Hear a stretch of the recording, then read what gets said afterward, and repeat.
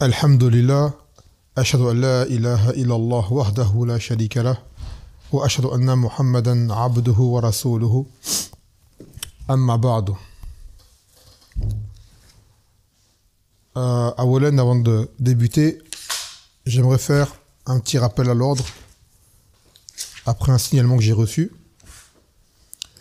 J'avais bien stipulé dans les conditions pour les gens qui participent à ces douros en direct que je n'agréais pas et que je n'accepte pas, que je n'admette pas que des frères entrent en contact avec des sœurs en privé. Ça, c'est une chose, Aïn Makboul Indi. Celui qui vient au DER, c'est bien pour écouter. Celui qui veut se marier, il trouve une autre façon de faire. Il ne se sert pas de mes plateformes pour trouver des sœurs. D'où le fait que j'ai également conseillé aux sœurs de mettre des pseudonymes. D'ailleurs, aux frères et aux sœurs, comme ça, parce que si jamais on voit que des noms d'hommes, des pseudonymes, on va savoir que c'est des femmes. Donc la meilleure chose pour rester neutre, c'est que tout le monde mette un pseudonyme autant que possible. Je ne l'ai pas imposé, mais c'est mieux, pour que les sœurs ne soient pas importunées.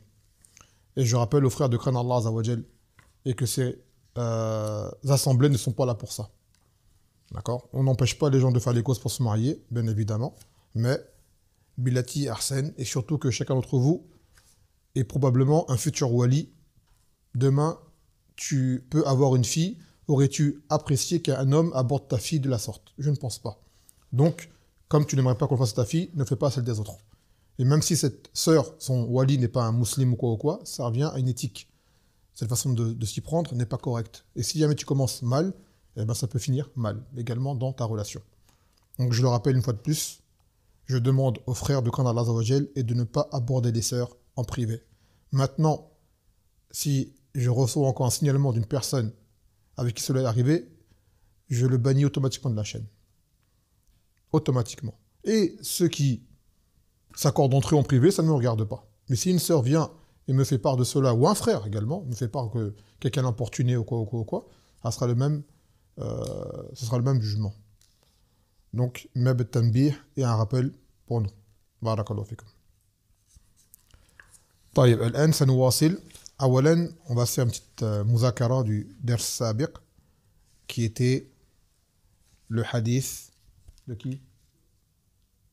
Ibn Abbas radiyallahu anhu, dans lequel le Nabi sallallahu alayhi wa sallam lui a enseigné le tawakkul, il lui a enseigné l'iman bil qadar, il lui a enseigné que la cause de réussite c'est de respecter la religion.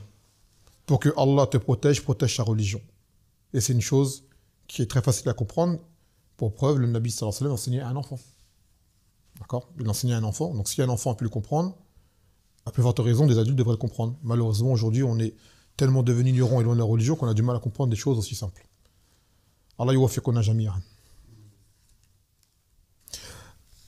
Donc nous sommes toujours dans les Ishriniyat, dans Bab al-Tawhid wa al-Aqida. Bab al-Tawhid et l'Aqida. Donc on avait pris en premier le verset وَمَا خَلَقْتُ الْجِنَّ وَالْإِنسَ إِلَّا لِيَعْبُدُونَ. Après on a pris le hadith de Mu'adh. On a pris le haqq d'Allah sur ses ibad ou le haqq des ibad sur Allah Azza wa Jal. La dernière fois on a pris le hadith d'Ibn Abbas qui concerne le tawakkul. Et là on va en prendre deux autres, Inch'Allah ta'ala. Donc là ce sera le troisième hadith. قال التحذير من الغلو في الدين. Donc là c'est la mise en garde contre l'exagération en religion. Et l'exagération, cela peut être dans l'éloge comme dans la critique. Et c'est de donner à une personne ce qui ne lui revient pas, ou la critiquer parce qu'elle ne le mérite, ou alors même en arriver à rendre obligatoire ce qui ne l'est pas, et ainsi de suite. Aller au-delà des limites de la religion. يقول عن ابن عباس رضي الله عنه قال رسول الله صلى الله عليه وسلم إياكم والغلو فإنما هلك من كان قبلكم الغلو في الدين رواه أحمد. Donc toujours Ibn Abbas, encore.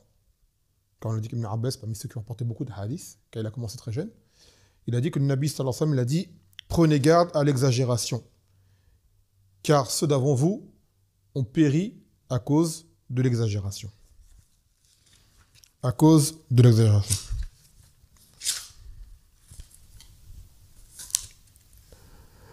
Donc là, l'auteur explique Ma'na al-ghulu. Al-ghulu mujawazat al-hadd بأن يزاد الشيء في حمده أو ذمه على ما يستحق. وهو عام في جميع أنواع الغلو في الاعتقاد والأعمال. Donc c'est comme on l'a dit tout à l'heure, que c'est le fait d'outrepasser les limites en rajoutant des choses dans les éloges ou dans la critique de ce qui est légitime. Une personne, tu la vantes plus qu'elle ne le mérite, tu exagères en elle. Ou une personne, tu la critiques plus qu'elle le mérite, tu exagères en elle. Et ainsi de suite. Et il dit que cela est général, le roulou, dans les croyances, également dans les œuvres. Mathalan, un exemple de roulou, exagération en surplus, celle des Nasara avec Isa ibn Maryam, au point de dire qu'il est fils d'Allah. Ils en sont arrivés à dire qu'il est Allah. Ils ont exagéré dans Isa ibn Maryam. Et un exemple de roulou dans le contraire, dans le dénigrement, c'est le dénigrement des Yahoud, toujours par rapport à Isa, en disant que Isa c'était un bâtard, qu'il est né d'une relation illégitime, que Maryam, d'accord, n'était pas mariée et qu'elle a forniqué. Donc ils l'ont rabaissé. Vous voyez, donc le roulou, ça peut être dans l'éloge ou dans la critique. C'est pour ça que le Nabi sallallahu alayhi wa sallam, il a dit La tatru'uni kama tra'at al-nasara ibn Maryam, innama na Abdullah wa rasuluhu. Il a dit, le Nabi sallallahu alayhi wa sallam, n'exagérez pas dans ma personne, et sachez que je ne suis que le messager d'Allah et son serviteur. Pour ne pas que on l'élève ou même qu'on ne le rabaisse. On le laisse au niveau qu'Allah lui a donné.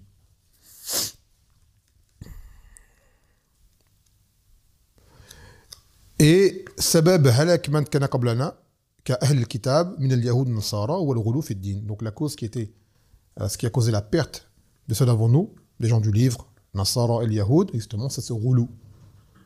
D'accord, c'est ce rouleau. Que les Yahoud, vous savez, ils ont tué des Anbiya. Ils tuent des Anbiya.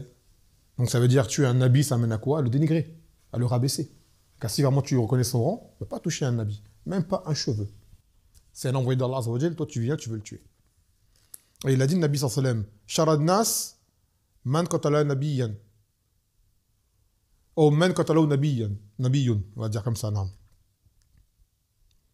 Il a dit, les pires des gens, c'est des gens qui ont été tués par un prophète. Et également, ceux qui ont tué un prophète. Si un prophète a tué quelqu'un, c'est qu'il est parmi les pires des gens. Et ceux qui ont tué les prophètes sont parmi les pires des gens également. يقول في الشرح الإجمالي. Donc maintenant il donne l'explication générale de ce hadith. يحذر النبي صلى الله عليه وسلم أمته من طريق الهلاك التي وقع فيها من سبق من الأمم. فقد غلوا في الصالحين حتى أنزلوه منزلة الربوبية. قال الله تعالى: اتخذوا أخبارهم ورهبانهم أربابا من دون الله والمسيح ابن مريم وما أمروا إلا ليعبدوا إلها واحدا لا إله إلا هو سبحانه عما يشركون.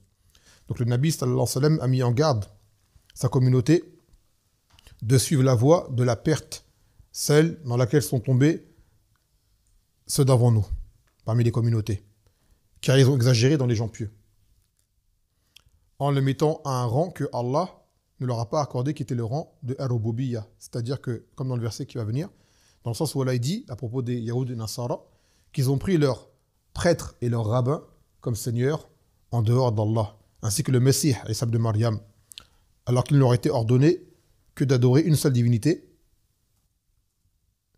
qui est Allah Azza wa Jal, La ilaha illahu, subhana amma yushrikun, qu'il soit purifié de ce qui lui associe. De quelle manière les Yahoud et les Nasara ont pris leur chef religieux en adoré? Là, dans le Coran, Allah dit que les Yahoud ont pris leur rabbin comme seigneur et que les Nasara ont pris leurs prêtres comme seigneur. Ils sont prosternés devant eux? Non, par rapport au texte. C'est-à-dire? Aux lois. C'est-à-dire? Non. Facile. Détail. C'est-à-dire? Oui, non, je vois ce que tu veux me dire, mais je veux que tu dises Aoudah, quelque chose de plus explicite. Bah, c'est les lois divines, on ne peut pas les modifier. Non. Et bah, les rabbins, les prêtres, ils ont dit. C'est-à-dire qu'ils ont rendu halal ce que Allah a rendu haram, et qu'ils ont rendu haram ce que Allah a rendu halal. Ça veut dire qu'ils avaient leur livre avec leurs lois, dans lequel il y avait des textes qui étaient explicites à leur époque, c'était leur livre, c'est la révélation de la parole d'Allah Azza wa Jal, dans lequel il est écrit que cela était haram, cela était haram. Et leurs chefs religieux sont venus pour faire le contraire. Non, c'est halal. Et ils ont suivi dans le jugement. Pas dans la désobéissance, dans le jugement. Car tu peux demain savoir qu'une chose elle est haram, tu la fais quand même. On va pas dire que tu as pris... mais tu sais que c'est haram. Donc toi, tu dis, ce que je fais, c'est une marsiya. Je le sais, j'ai pas le droit de le faire, je le fais quand même. Sauf que eux, ce qui était haram, ils ont dit c'est halal. Avec pour croire que c'était halal. Vous voyez, c'est pas une simple désobéissance. C'est un changement de la loi. Donc en faisant cela, ils ont pris comme seigneur. Donc ça revient à dire que toute personne qui va suivre une personne dans un jugement opposé à celui de la révélation, en y croyant, et il aura fait du shirk dans Ar-Rububiyya, en rendant à quelqu'un ce qui revient à Allah, qui est le fait de juger et de légiférer. D'où le fait qu'on avait parlé la dernière fois, quand j'étais venu la dernière fois, au moment où justement il y avait ces élections législatives, que c'est ça que les gens ils vont faire. En allant voter, comme ils ont voulu le faire à l'époque, pour un législatif, c'est-à-dire pour donner à des gens le pouvoir de faire des lois. Et ces élections-là sont pires que les présidentielles. Car le président, il ne change pas vraiment les lois. Il est là pour diriger. Mais eux, là, ils vont mettre des gens en place pour faire des lois. Et ça, c'est la pire forme de vote qui est dans la démocratie pour les musulmans. Donc, il n'est pas permis de donner à autre que Allah ce qui revient à Allah. Et le fait de légiférer et de rendre halal et de rendre haram, c'est le droit exclusif d'Allah Azza wa Jal. Donc, on ne peut pas obéir à quelqu'un en s'opposant à cela. Sans quoi, on ressemblera aux Yahoud Nasara en ayant pris ces gens-là. Nos chefs religieux, par exemple, des gens aujourd'hui, avec les savants, ils font comme ça. Un savant va faire une fatwa sur quelque chose, il va faire une ijtihad, il va se tromper, et les gens vont prendre sa parole, sa fatwa, comme un jugement religieux. D'accord? Et ça, c'est une erreur. Et c'est pour ça que, là, dans le verset, Allah nous a mis en garde de ne pas agir comme les gens du livre, de faire pareil aujourd'hui avec nos savants, ou avec nos gouverneurs. Ce qui est haram, c'est haram. Dans le Coran et la Sunna, c'est haram, même si le gouverneur te dit que tu peux le faire, ou que tel shirk tu peux le faire, non. Non. Le haram, le halal, halal. Ni ton père, ni ta mère, ni l'époux pour la femme, ni toute personne qui a autorité, tu ne vas pas leur obéir parce qu'Allah l'a interdit, ou rendre interdit une chose qu'Allah a rendue permise, sauf dans les masalih, c'est-à-dire que tu ne changes pas le jugement, mais, par exemple, tu y vois un intérêt général. Par exemple, ils ne vont pas dire c'est haram de faire ça, mais ne le fais pas, sinon il y aura des conséquences négatives, par exemple, sur le pays. D'accord? Ils vont te dire c'est pas haram, mais on dit qu'on ne doit pas faire ça. Par exemple, cette année, vous allez voir au Maroc, par exemple, ils ont interdit d'égorger. Mais il y a une raison. Ils n'ont pas dit c'est haram d'égorger. Ils vont reconnaître que c'est un jugement de la législation, quoi. Ils vont dire si vous le faites, il y aura une défaillance au niveau de l'économie du pays, car il n'y a pas assez de bétail à cause de la sécheresse. Donc pour un intérêt, cette année, on ne permettra pas aux gens d'égorger. Mais on ne dit pas que c'est haram d'égorger. D'accord? Et pour ceux qui sont perturbés par rapport à ce mas'ala-là, de base, le sacrifice du Eid, il n'est pas obligatoire. Parce qu'il y a des gens qui demandent ouais, comment on fait. Est-ce qu'on fait en cachette? Je dis, t'as pas à faire en cachette. D'accord? Car à la base, égorger n'est pas obligatoire. C'est une grande ibada et elle est fortement recommandée pour qui a les moyens. Ceux qui n'ont pas les moyens, il n'a pas égorgé. C'est permis ce qu'ils font là au Maroc, là, par rapport à ça? S'il y a un intérêt, oui. S'il y a un intérêt général pour le pays, ouais, c'est... Moi, je suis marocain, j'ai entendu ça et j'ai trouvé ça bizarre. Non, non, si ce qu'ils disent c'est vrai, ça va nuire à l'économie du pays, que si tout le monde égorge à cause de la sécheresse ou quoi, il faut obéir à ce moment-là. D'accord? Et à la base, ils ne t'ont pas empêché, ils t'ont pas rendu halal haram. Ils t'ont juste dit, il y a un mal derrière, plus grand que ce que toi tu peux concevoir. Tu vois? Ne le faites pas cette année. Ou jusqu'à nouvel ordre. Vous voyez? Donc lorsque les gens sont perturbés par rapport à ça, on leur dit, c'est la règle générale dans la religion, c'est que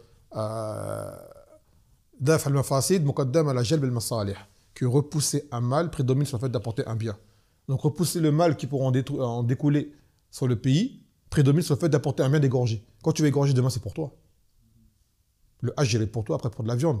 Mais eux, c'est pour l'intérêt du pays général qui disent de ne pas le faire. Parce que ça va nous nuire à nous, à toi, à un tel, peut-être même à d'autres pays dans le commerce. Tu vois? Donc ce mal est plus grand que le bien que toi tu vas gagner en égorgeant.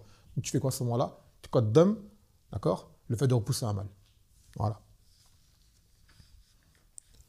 Mais bien sûr, ils n'ont pas dit c'est haram. Ils ont dit nous, la loi, cette année, ne le faites pas. Voilà, tu vois? Cette année, pour des raisons, telle et telle raison, ne le faites pas. Donc là, on en voit, il voit كذلك يقول والسعيد من وعظ بغيره ولذلك نهانا النبي صلى الله عليه وسلم عن التشبه بهم فقال لا تطرؤ لا on dit le hadith لا تطرؤوني كما طرأت النصارى ابن مريم فإنما أنا عبده فقولوا عبد الله ورسوله رواه البخاري عن عمر. Donc il a dit l'auteur, le bienheureux, c'est celui qui a appris leçon à travers ce qui arrivait à autrui. D'accord? Quand des choses arrivent à autrui, tu analyses, tu en tires leçon pour ne pas te faire avoir de la même façon. Ou le bien qu'ils font, tu les prends en exemple pour le faire. Donc dans le Coran, Allah Azza wa Jal nous parle tout le temps des gens du livre pour ces deux raisons-là. Pour nous montrer le bien qu'ils ont fait, donc les prendre en exemple, et le mal qu'ils ont fait pour ne pas le commettre également nous aussi. Et tomber dans ceux qui sont tombés par la suite. Et les gens du livre qui ont été vantés dans le Coran, ce sont des gens qui étaient des vrais croyants à leur époque, qui croyaient en leur prophète, et qui suivaient le livre qu'Allah leur a révélé. Eux, c'est des vrais croyants. Et ceux dont il a mis en garde, ce sont ceux qui ont désobéi à leur prophète, et qui n'ont pas respecté le livre qui leur a été révélé. Alors, quoi qu'il en soit, les gens du livre d'avant, qui étaient des vrais croyants, d'accord, ne sont pas ceux d'aujourd'hui. Et si ces gens-là d'avant étaient là aujourd'hui, ils seraient avec nous. S'il y avait des vrais lanceurs d'aujourd'hui, ils n'iraient pas à l'église. Ils ne feraient pas le signe de croix. Ils ne diraient pas Isa, c'est le fils d'Allah. Ils seraient avec les musulmans. Vous comprenez? Donc nous et ces gens-là, on est un. Et les gens d'aujourd'hui, les Yaouds d'aujourd'hui, ne sont pas les suiveurs de Moussa, alayhi salam. Sûrement pas. Et les lanceurs d'aujourd'hui ne sont pas les suiveurs de Isa. Sûrement pas. Ils ont changé leur voie, ils ont changé leur croyance, ils ont changé leur religion. Parce que des gens se servent de ce genre de texte pour dire, regarde, les chrétiens sont nos frères, les Yaouds sont nos frères, on dit, ils ne sont pas nos frères. Comme Allah Ta'ala, innamal mu'minun ikhwa. Les frères sont les croyants seulement. Ces gens-là ne sont pas les croyants. D'accord? La foi, c'est quoi? C'est croire en Allah tel qu'il se doit. Ces gens-là ne croient pas en Allah tel qu'il se doit. De croire en ses livres. Ces gens-là ne croient pas en ses livres. Les Nasara ne croient pas au Coran et les Yaouds ne croient pas en Injil ni au Coran. Donc ils ne croient pas en ses livres. Et ainsi de suite. Donc ils n'ont pas la foi, légiférée. Donc celui qui n'a pas la foi n'est pas ton frère. D'accord? Mais eux, à leur époque, croyaient en leurs livres et croyaient en la venue de Mohammed et croyaient en tout ce qui est arrivé qu'ils ont été avertis par le prophète. Mais ça n'aurait pas arrivé. D'accord? Et si jamais c'était arrivé, ils auraient suivi le prophète Mohammed, tout comme Isa, quand il va redescendre, il va juger avec la charia de l'islam. Il va faire la salat des musulmans. Il ne va pas venir avec sa législation à lui, de l'Injil. Il va juger avec le Coran. Donc ce qu'il faut retenir, c'est toi, ce qui arrive à autrui, tire en leçon. Tant dans le bien que dans le mal. Celui que tu as vu qui a fait un bien, prends-le en exemple. Et celui à qui tu as vu qu'il lui arrivait un mal, regarde pourquoi il est tombé dans ce mal-là et évite-le. D'accord? Évite-le.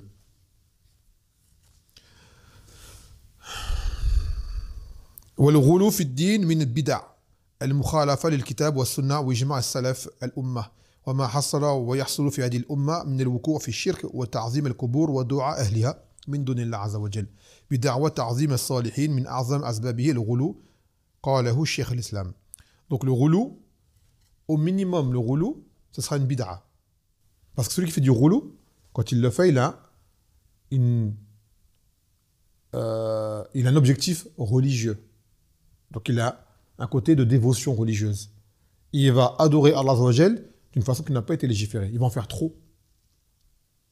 En pensant que c'est ça qu'il faut faire. Donc il va tomber dans la bid'a.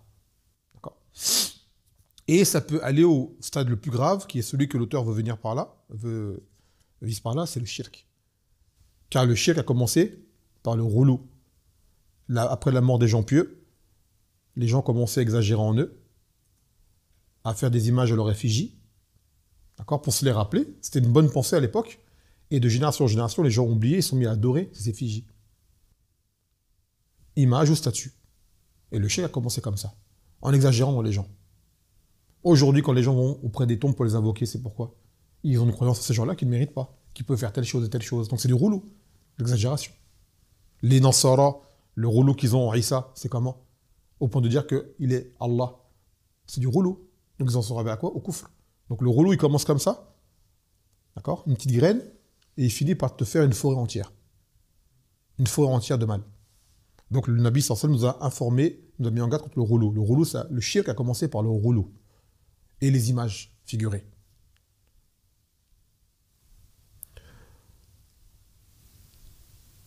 Donc il dit c'est ça qui a fait que la communauté est tombée dans le shirk et dans l'exaltation des tombes et l'invocation des tombes et des gens de ces tombes en dehors d'Allah Azza wa Jal, car ils ont exagéré dans ces personnes-là. le wali un tel, Sidi Foulen, ainsi de suite. On leur donnait des particularités, des attributs qui ne reviennent que Allah subhanahu wa ta'ala. Fawaid al-hadith. Donc maintenant, les enseignements du hadith. Tahrim al-ghulu fi ad-din wa annahu sabab lil halak. L'interdiction d'exagérer en religion et que cela est une cause de perte. ثانيا الغلو في الدين من سنن اليهود والنصارى ولا يجوز التشبه بهم. Et que le ghulu en religion, c'est parmi justement les sunnah, traditions des Yahoud et des Nasara. Il n'est pas permis de les suivre en cela. Et de leur ressembler. ثالثا أن الغلو في الصالحين سبب حدوث الشرك في بني آدم. L'exagération dans les gens pieux est une cause qui provoque le shirk chez les fils de Adam. Et sachez une chose, il n'est pas toute personne qui a été prise en adoration en dehors d'Allah qui l'agrée. Il y a des gens, ils étaient vraiment pieux. Et les gens sont les adorer après leur mort. Ou même, par exemple, Isa alayhi salam, il n'est pas mort, mais bon. Est-ce que Isa va admettre ce que les gens font avec lui? Comme قال تعالى وإذ قال الله لعيسى ابن مريم أنت قلت للناس اتخذوني وأمي إلهين من دون الله قال سبحانك ما يكون لي أن أقول ما ليس لي به حق إن كنت قلته فقد علمته تعلم ما في نفسي ولا أعلم ما في نفسك إنك أنت عالم الغيوب ما قلت لهم إلا ما أمرتني به أن يعبدوا الله ربي وربكم. Et il a dit, Allah dans le Coran, lorsque Allah dira à Isa, est-ce toi qui as dit aux gens, c'est-à-dire adorez-moi ainsi que ma mère, c'est-à-dire moi Isa ainsi que ma mère. Il a dit gloire à toi. Comment pourrais-je dire une chose qui ne me revient pas de droit? Et si jamais je l'avais dit, tu l'aurais su. Car tu sais ce qui est en moi, d'accord? Et je ne sais pas. Te concernant. Il a dit, je ne l'aurais dit seulement d'adorer Allah,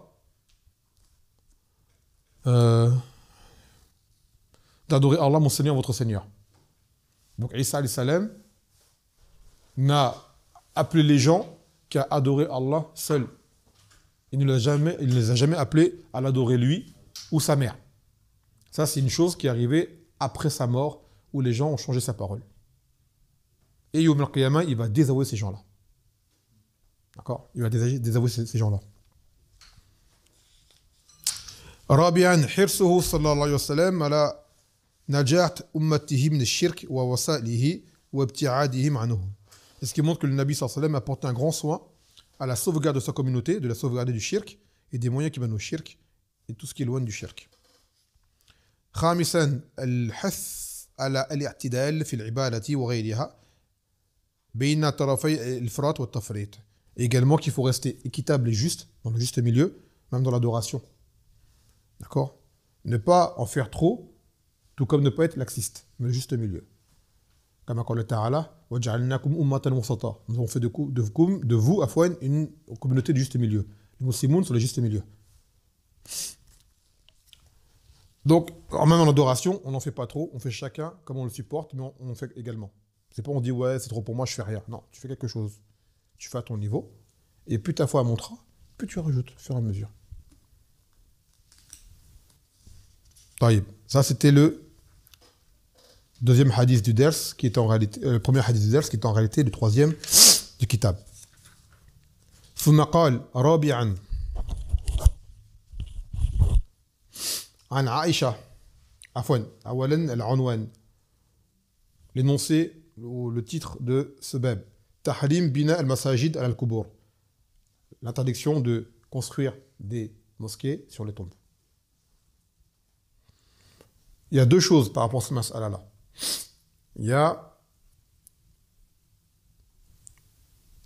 construire une tombe, un masjid sur une tombe déjà présente. D'accord? Un masjid qui était bâti sur une tombe. La tombe était là avant le masjid. Ce masjid-là doit être détruit. Et l'autre mas'ala, c'est rentrer une tombe dans un masjid qui a déjà été construit. À ce moment-là, la tombe, on la sort. C'est le premier qui est prioritaire. Car à la base, on doit respecter les tombes. Car ce sont les demeures des morts. Au point que si demain il y a une tombe quelque part, et on fait un masjid dessus, même le masjid il est immense, on casse le masjid. Il y en a une à Roubili, là, où il y a métro, là, le magasin métro. Il y a une mosquée là-bas. C'est pareil. Oui, c'est ça. Ouais. Et qu'avec un masjid qui était bâti sur une tombe, la salette, elle y est batila. T'as pas permis de faire salat. D'accord? Et celle dont la tombe était rentrée dans le masjid, ça dépend où se trouve la tombe. Si elle est en direction de la qibla, la salat, elle est batila. D'accord? Sans quoi, c'est un péché. Et quoi qu'il en soit, même s'il n'est pas dans la qibla, la tombe, il faut la sortir. C'est pas permis. Et concernant les gens qui prennent en hujja que la tombe du Nabi sallallahu alayhi wa sallam est au masjid Nabawi, en fait, le masjid, non. Il était construit déjà avant la tombe, et la tombe, le Nabi sallallahu alayhi wa sallam était enterré dans la Ghurfa de Aïcha. Car les Anbiya sont enterrés là où ils meurent. Donc il était enterré hors du masjid. Ensuite, le masjid a été élargi, et la partie où il y a la tombe n'est pas considérée comme étant du masjid et ni dans la qibla. Malgré tout, c'est une erreur. D'accord? Malgré tout, c'est une erreur. Les ulama de l'époque n'étaient pas d'accord avec ce fait. Ce sont les gouverneurs de l'époque qui ont essayé de faire cela. D'accord? Et les gens qui étaient encore vivants à l'époque, parmi les savants de la sunna, ils ont blâmé cela. Et regardez la porte que ça a ouverte. Ça a ouverte parce que maintenant des gens prennent cela comme argument. Ils font un dogme vert, ils mettent la tombe de leur cheikh dans le masjid. Et c'est quoi leur argument? Ça. D'accord? Et on dit que ça, c'est pas un argument. C'est pas le Nabi sallam qui l'a fait, et ni les sahaba qui ont pu le faire. C'est une erreur. D'ailleurs, ça ressemble à ce qu'on a dit tout à l'heure. Ils ont rendu halal à haram. En prenant quoi? Des actes des gens qui les ont précédés, qui ont fauté, ou des gouverneurs qui ont fauté. Wazama yajuz. يقول عن عائشة رضي الله عنها أن حبيبة سلمة ذكرتا كنيسة رأيناها بالحبشة فيها تساوير فذكرتا للنبي صلى الله عليه وسلم فقال إن هؤلاء إذا كان فيهم الرجل الصالح فمات بنوا على قبره مسجدا وصوروا فيه تلك الصورة فأولئك شرار الخلق عند الله يوم القيامة متفق عليه. Selon Aïcha, elle dit que Habiba et Salama, toutes les deux étaient des épouses du Nabi sallallahu alayhi wa sallam, avaient évoqué une église qu'elles avaient vue en Habasha lors de la première hijra. Un groupe de Sahaba avait fait une hijra en premier, à l'époque de Mecca, tellement ils subissaient des sévices de la part de Quraysh, et que le Nabi sallallahu alayhi wa sallam leur a autorisé à partir. Ils sont partis en Habasha. La Habasha n'était pas un pays d'islam à l'époque, mais c'était un pays où il y avait un roi qui était juste, c'est le Négus, c'est le Najashi. C'est pour cela que le Nabi sallam les a envoyés là-bas. Il y a un homme qui est juste. Ce n'est pas un musulman, mais il est juste. Et là-bas, personne ne va vous léser. Ils sont partis là-bas. Et en effet, cet homme était juste. À tel point que lorsqu'il a entendu l'appel de l'islam, il s'est soumis à Allah Azza wa Jal. Lui, par exemple, c'était un vrai Nasrani à son époque. Pour preuve, lorsqu'il a entendu le Coran, il y a cru tout de suite. Il a dit ça, c'est là. D'accord? Il a dit ce que tu dis là, en passant, lorsque Ja'far, qui était parmi ses muhajirin, a récité Surat Maryam, il a fait exprès de choisir Surat Maryam pour toucher les Nasara, il a dit ce que tu dis là, et ce qui était révélé à Moussa, sortent d'un même chandelier. C'est la même révélation. Et de là, le Najashi s'est soumis à Allah Azza wa Jal et est devenu musulman, mais il s'est caché. Ça dit ça, mais il ne l'a pas fait apparaître. Quoi qu'il en soit, c'était des Nasara, donc, sur cette terre, et elles ont vu des églises. D'accord? Et ils ont cité ce qu'ils ont vu comme image dans cette église. Et vous savez, vous êtes déjà dans une église, je ne sais pas si vous avez déjà vu une église, il y a plein de fresques, plein d'icônes sur des vitraux, avec des lumières, avec des couleurs, tout ça, et des représentations, tu vois. Il y a des anges, soi-disant, il y a Mariam, soi-disant, il y a Issa, soi-disant, il y a plein de gens. Saint un tel, saint un tel, saint un tel, saint un tel. Et ça, vraiment, jusqu'à aujourd'hui, ils le font. Ils en sont même arrivés à faire une fresque. Comment il s'appelle ce Khabith qui a fait cette fresque? Michel-Ange. Michel-Ange, il a fait une fresque, je crois que c'est dans la chapelle Sixtine, elle s'appelle. Il a fait ce qu'on appelle le doigt de Dieu, soi-disant. Vous n'avez jamais vu une image où tu vois un doigt comme ça qui touche un autre doigt? Hein? Eh ben, d'après lui, c'est le doigt de Dieu qui touche celui de Adam. Vous voyez? Ils en sont arrivés à faire de l'anthropomorphisme, à représenter Allah et lui faire son doigt.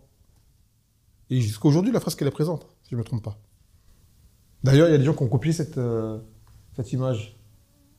Bon, vous êtes génération peut-être vous n'avez pas connu. Bon, je pense que c'est un classique. Ça te dit rien? Il y a un film qui a repris une image similaire à celle-ci. Ah, vous avez connu E.T. vous? Voilà.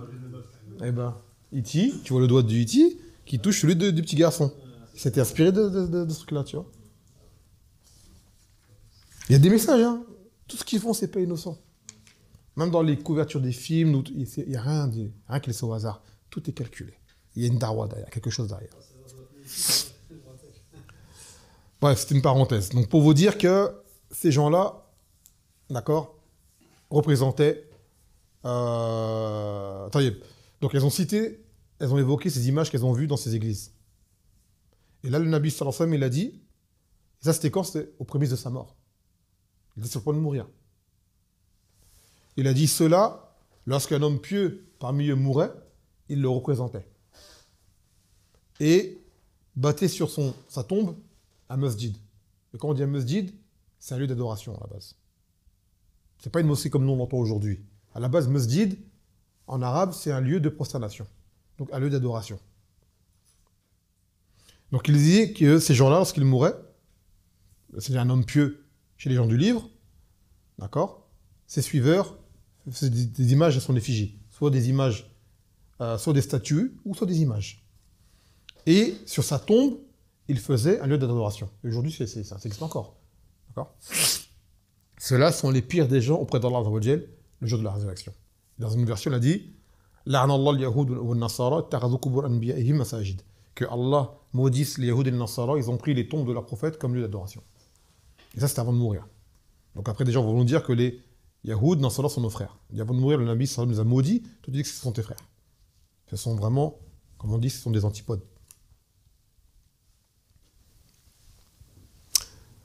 Ça y est.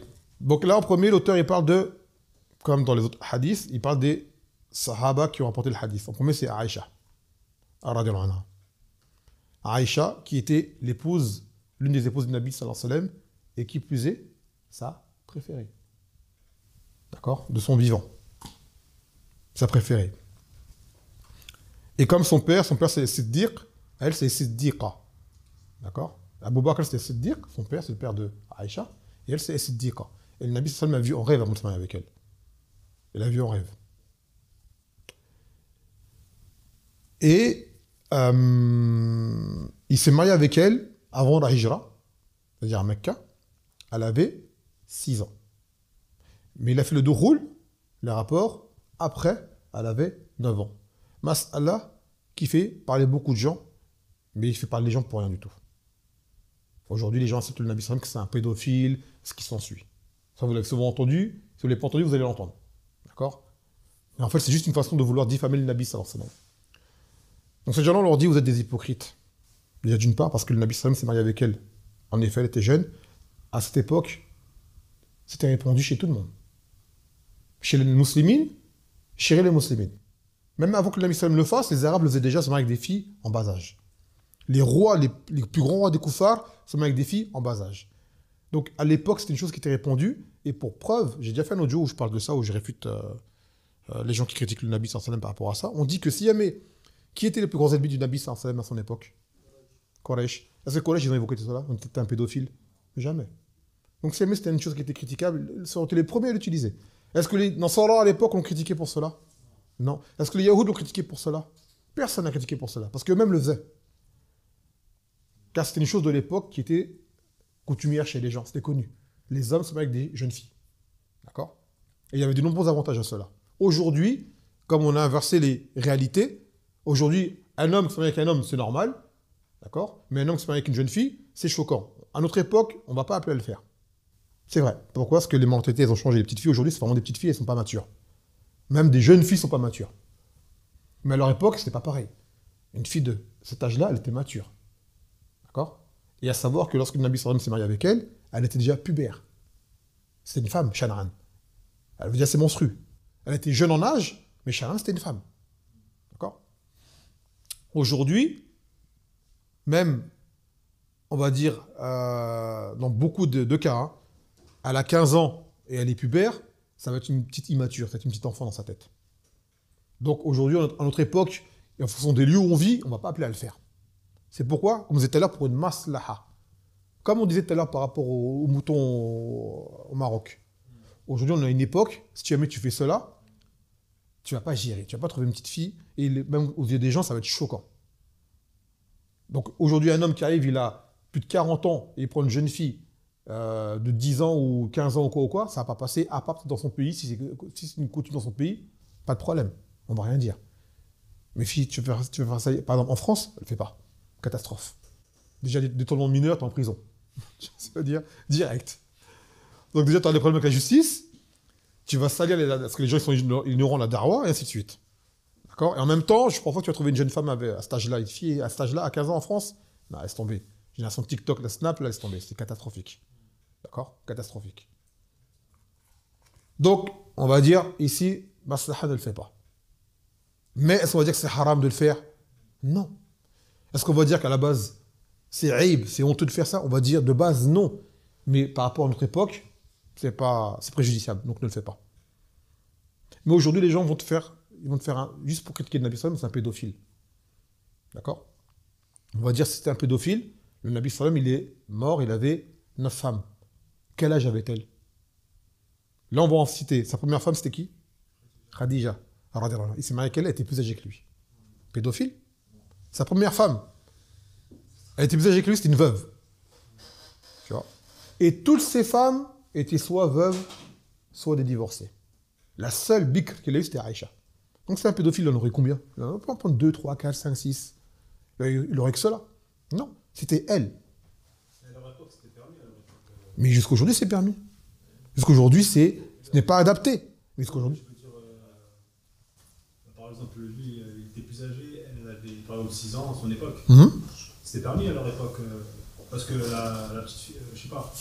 Lui, il avait quel âge à cette époque quand il s'est marié avec elle? Elle avait 40 ans. À peu près. C'était dans leur coutume. Même avant l'islam, c'était dans leur coutume qu'ils faisaient cela. D'accord? Omar. Non, c'est Abou Bakr, il a voulu se marier avec Fatima. C'était une enfant. Il a dit, non, elle est trop jeune. Et après, il a marié à Ali. Donc, c'était coutumier chez eux de faire cela. D'accord? Et parmi les avantages, c'est que Aïcha, quand le Nabi Sallam il est mort, elle avait 18 ans. Et elle était la femme la plus savante de l'islam. C'est-à-dire, avec son jeune âge, c'était quand même l'Abbas. Depuis petite, elle était avec lui, elle a tout appris. Les hadiths. Et aujourd'hui, on a eu beaucoup d'ilm par son biais à elle. Donc, ce mariage jeune, en bas âge, il avait un intérêt derrière également pour la Ummah, pour la Da'wah. D'accord? Et Aïcha ne s'est jamais plaint de lui. Donc, même on dit qu'elle avait 6 ans, et elle dit, est-ce qu'elle s'est plaint? Est-ce que son père s'est plaint? son père il a accepté. Tu vois? C'est Abou Bakr. Tu vois? Est-ce qu'elle s'est plaint? Elle a dit que c'était le meilleur des hommes. Elle était plus heureuse que aujourd'hui, toutes les femmes avec leur mari, il n'y a pas plus heureuse qu'elle. Elle s'est mariée à 6 ans et elle a eu de rôle à 9 ans. Aujourd'hui, les gens viennent cracher leur poison, mais elle était plus heureuse que vous toutes réunies, toutes les femmes sur Terre aujourd'hui étaient plus heureuses que vous toutes. Avec vos hommes à votre âge, ou des hommes plus âgés, ou je ne sais quoi. Donc, Alors qu'on nous dit ça. hein? C'est quoi qu'on doit répondre quand on nous dit ça? Tu leur dis que c'était pas, à l'époque, c'était une chose qui était répandue et il n'y avait aucun mal dans cela. Tout simplement. Et tu dis qu'il y a plein de rois, des gens que vous avez des statues aujourd'hui, là, ou des gens, des écrivains, ou des gens qui sont des références pour vous, qui l'ont fait, vous ne parlez pas sur eux aujourd'hui. Donc voilà. C'est juste que les gens, le but, c'est quoi? C'est de diffamer le Nabi, diffamer l'islam. Mais en réalité, on dit, réfléchis, tu ne verras pas un historien équitable parler de cela, parce qu'ils savent qu'à l'époque, c'était une chose qui était répandue chez les gens. Et dans certains pays, jusqu'à aujourd'hui, ça se fait. Dans les pays d'Afrique, ça se fait. Ça se fait. Tu vois. Et là, combien on t'entend des hommes âgés qui sont tirés par les jeunes filles? Il y en a combien? Plein. Il y en a plein. Souvent, ils se cachent parce qu'aujourd'hui, c'est devenu honteux, mais il y en a plein d'hommes aujourd'hui, ils aiment les petites filles. Maintenant, on dit quoi? Ce mariage-là, il sera blâmable si quoi? Si elle n'accepte pas de part. Si elle n'est pas prête de part. Et que ce n'est pas dans les mœurs des gens. Ce n'est pas dans l'ordre des gens, ne le fait pas. D'accord? Et également, ça dépend ce que tu veux. Le Nabi Sallam, il s'est marié avec elle. Aujourd'hui, il veut juste avoir des rapports abusifs avec elle. C'est des fantasmes sexuels. Ce n'était pas ça son but. C'était marier et construire quelque chose et la da'wah à l'islam. Donc le muhim, c'est une diffamation qui est hors contexte. D'accord? Elle est hors contexte. Taïeb. Donc, entre autres, il parle ensuite de Habiba, justement. Habiba, elle était parmi les muhajirat qui sont partis. Et son mari, Abu Habiba, est mort en Habasha. Il y a une version qui dit qu'il a apostasé là-bas, il est devenu Nasrani. Et ça a été réfuté. Le ulama dit c'est pas vrai. C'est-à-dire le hadith qui en parle, il n'est pas authentique. Pourtant, c'est répondu, même l'auteur le dit. Hein. Il dit qu'il a apostasié et là-bas, il est devenu Nasrani. D'accord? Et ça, non. D'autres ulama ont dit que les asars qui en parlent ne sont pas authentiques. Donc on reste sur la base qu'il est mort là-bas, mais il n'y a rien dit qu'il a apostasié, qu'il est devenu Nasrani. Et après, elle a été mariée au Nabi sallallahu alayhi wa sallam. C'est le Najashi lui-même, le roi là-bas, qui l'a mariée au Nabi sallallahu alayhi wa sallam à distance. Il a payé le mahr, sa dot. D'ailleurs, c'est la femme qui est le plus grand mahr parmi les épouses du Nabi sallallahu alayhi wa sallam, c'est qui est le plus grand mahr. Les autres, vous n'avez pas eu beaucoup. Elle a eu le plus grand mahr. Et également, il y a eu Salama. Dans le hadith, également, Salama était une femme qui était veuve. Et elle aimait beaucoup son mari, Abu Salama. Quand il est mort, elle a dit, mais quel musulman c'est aussi bien que lui? Et de là, elle a eu qui? Elle a eu le Nabi sallallahu alayhi wa sallam comme époux. Donc regardez, il s'est marié avec Khadija, elle était veuve. Sa première épouse. Habiba, elle était veuve. Salama, elle était veuve. La femme qu'il a eue après Aïcha, c'était Saouda. Elle était âgée. Elle était âgée. Vous voyez? Donc on dit, quand vous dites pédophile. Mais tous ces enfants, les a eu avec eux, avec Aïcha. Avec Khadija. Elle n'a pas eu d'enfant avec Aïcha. Elle n'a pas eu d'enfant Aïcha. Avec Khadija, la première de ses épouses, qui était même, elle était veuve. Ouais. Donc tout ça, c'est que du kalem qui sert à rien du tout. Le but, c'est juste de diffamer l'islam, c'est tout. C'est tout. Trouver quelque chose pour salir l'islam, salir Mohammed sallallahu alayhi wa sallam. Mais ce qu'ils disent, ça ne tient pas debout. Donc maintenant, pour revenir au hadith, attendez. Donc en arabe, Kanisa, c'est une église. C'est le lieu Ma'bad des Nasara. C'est le lieu où les Nasara ils font leur adoration. C'est une église cathédrale. Comment ils appellent ça également? Il y a plein de noms. Chapelle. Voilà, tout ça. Là. C'est le lieu où les Nasara font leurs adorations. Temple, ainsi de suite, et autres. Et donc ces gens-là, comme vous le savez, qu'est-ce qu'ils faisaient? Quand quelqu'un mourait, ils bâtissaient sur sa tombe. C'était un prophète ou un homme pieux. Sur sa tombe, il bâtissait un lieu d'adoration. Et il faisait des images à son effigie. Donc ça revient à ce qu'on disait tout à l'heure. Exagération dans la personne et image figurée. Ce qui montre que, c'est une chose qu'on répète souvent, le jugement du taswir, ce qu'on appelle de faire des images, c'est interdit. Et parmi les causes, celle-ci, car ça amène au shirk. Et également, Allah Azza wa Jalla a dit que ça s'appelle une création et que Allah Azza wa Jalla n'admet pas que quelqu'un tente de chercher à lui ressembler dans la création. Pas les images. D'accord? Et l'image qui est interdite, c'est l'image où il y a la tête. L'image figurée à la tête. S'il n'y a pas la tête, c'est valable. S'il y a la tête, c'est une chose qui est interdite parmi les grands péchés, qui amène à la la'na d'Allah Azza wa Jal. Tayyib. Donc après, il dit, dans le Sharh al-Jimali, كانت سلمة وحبيبة من المهاجرات إلى أرض الحبشة قبل أن يتزوج بهما إلى رسول الله صلى الله عليه وسلم فلما كان في مرضه الذي توفي فيه صلى الله عليه وسلم ذكرت له ما رأته من كنيسة في مهاجرهم الأول. Donc lorsque Habiba et Salama étaient parmi les muhajirat, première hijra, en terre de Habasha, avant qu'elles ne soient des épouses du Nabi sallallahu alayhi wa sallam, elles ont vu des choses là-bas, qu'elles ont évoquées par la suite. Et ça, c'est au moment de sa mort, de sa maladie, où il en est mort, le Nabi sallallahu alayhi wa sallam. وما فيها من تساوير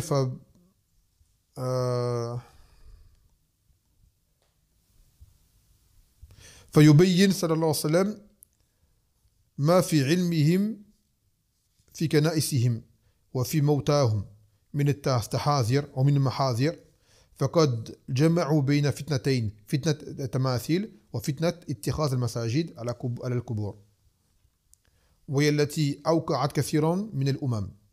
Donc après que le Nabi sallallahu alayhi wa sallam ait entendu leur témoignage, ce qu'elles avaient vu, il a mis en garde contre cela en disant que ces gens-là avaient réuni entre deux fitnas, deux troubles.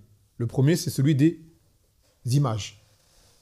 Deuxième, celui de bâtir des lieux d'adoration sur les tombes des gens qu'ils adulaient. Et chose qui a amené au shirk. Ouais, c'était une parole de l'imam Shafi'i qui dit وأكره أن يعظم مخلوق حتى يجعل قبره مسجدا مخافة الفتنة عليه وعلى من بعده من الناس. Il a dit, Shafi'i, et je déteste, et là, eux, à l'époque, le fait de détester, c'était, quand ils disaient une chose, c'était souvent un sens de haram, qu'une personne soit glorifiée au point que sa tombe en devienne un lieu d'adoration, et cela par peur de la fitna sur cette personne-là, et sur les gens qui viendront après lui. Car tu as des gens, des fois, ils vont faire cela, ils ne veulent pas faire de shirk. Mais l'acte, par rapport aux ceux qui vont venir derrière, eux, ils vont oublier la cause de base, initiale, ils vont exagérer et faire du shirk. Regardez aujourd'hui, toutes les statues qu'on voit dans les rues, surtout ici à Falen, c'est quoi? C'est pour se commémorer quelqu'un ou quelque chose. Pourquoi les rois, les grands dirigeants aiment voir leurs images partout? Pour qu'on se rappelle d'eux. Les portraits, que ce soit en peinture, que ce soit les statues de bronze ou les statues, un tel sur son cheval, un tel avec son épée, c'est quoi? C'est qu'on se rappelle de lui. C'était un grand homme, c'était un roi, il a fait ça. C'est quoi le but? Qu'on se rappelle. D'accord? Donc aujourd'hui, les gens peuvent dire ce qu'ils veulent. Quand ils prennent une photo, c'est quoi? C'est pour se rappeler, c'est la même raison. Quand ils prennent une photo de quelqu'un, c'est pourquoi? Pour se rappeler de tel moment avec telle personne. C'est pour se rappeler. Et le peuple de Nour, alayhi salam, le shirk a commencé comment? Comme ça. Les gens pieux de leur époque, quand ils sont morts, ils voulaient se les rappeler. Shaitan leur a dit, faites des images à leur effigie pour vous rappeler ces gens-là et pour continuer à avoir de l'énergie dans l'adoration. Il leur a donné une belle image de la chose. Mais après, de génération en génération, ça a été oublié et les gens se sont mis à adorer ces images. Donc ça a commencé comme ça. Donc toute image que tu fais, que ce soit un portrait, que ce soit une statue d'une créature ou quoi, c'est pour se la rappeler et pour la glorifier.